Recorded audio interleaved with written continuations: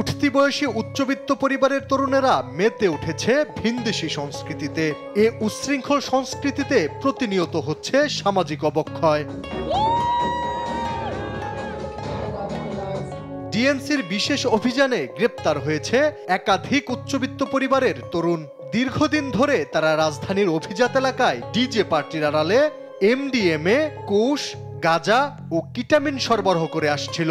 উদ্ধারকৃত মাদকের মধ্যে রয়েছে ৩১৭ পিস এমডিএমএ ট্যাবলেট বা মলি, যা এ ধরনের মাদক উদ্ধারের মধ্যে সর্বোচ্চ। পাশাপাশি উদ্ধার করা হয় কুশ, গাঁজা ও নগদ অর্থও।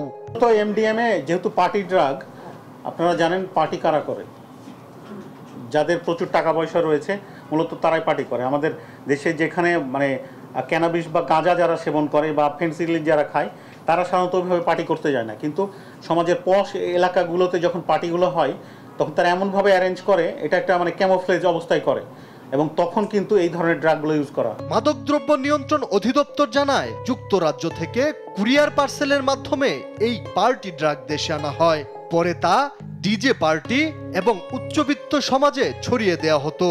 গ্রেপ্তারকৃতরা হোয়াটসঅ্যাপ, টেলিগ্রামের মতো এনক্রিপ্টেড অ্যাপ ব্যবহার করে চালাতো এ ব্যবসা।